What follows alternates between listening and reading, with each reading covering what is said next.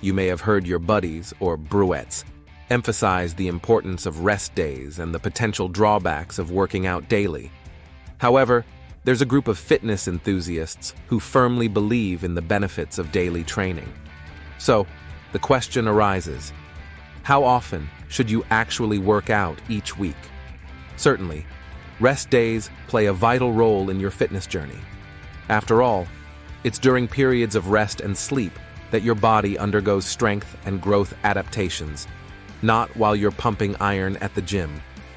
However, if your gym sessions involve leisurely strolls on a treadmill while binge-watching telenovelas on your phone, the concept of rest might not be as crucial. On the flip side, if you're pushing your limits and lifting the heaviest weights possible in every workout, rest becomes a necessity. The truth is, when determining your optimal workout frequency, you need to consider two key factors about your training routine: intensity, the weight you lift, and volume, intensity multiplied by reps and sets.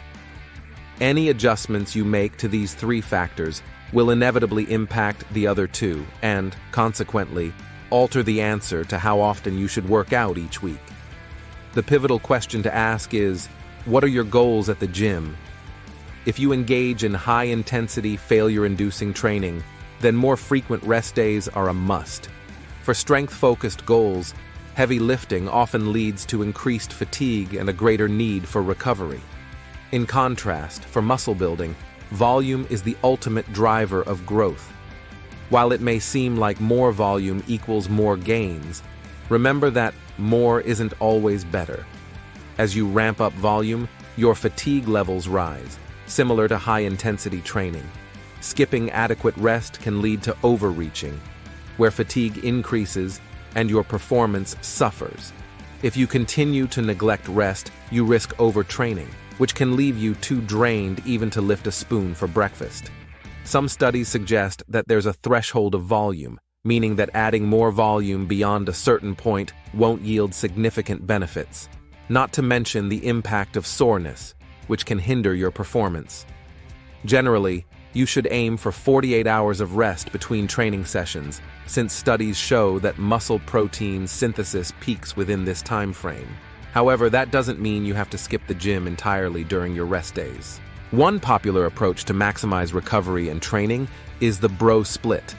This method involves training specific muscle groups on different days, allowing one set of muscles to rest while you work on others. Typically, bro splits encompass pull movements, like pull-ups and back rows, on one day, and pushes, such as bench and shoulder presses, on another, with leg day somewhere in between.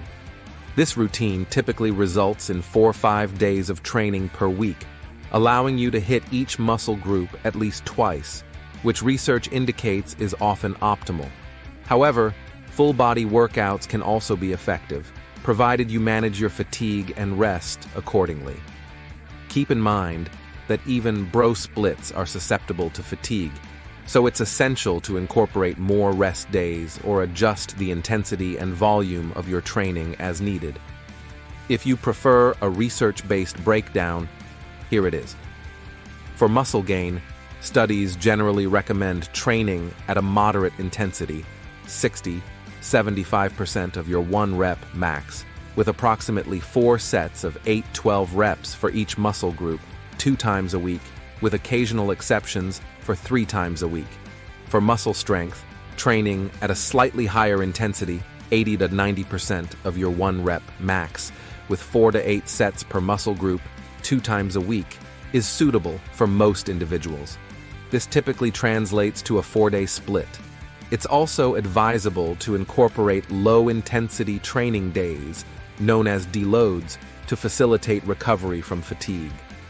Beginners and intermediate lifters can often handle higher training frequencies, while elite athletes or long-term lifters may benefit from more recovery.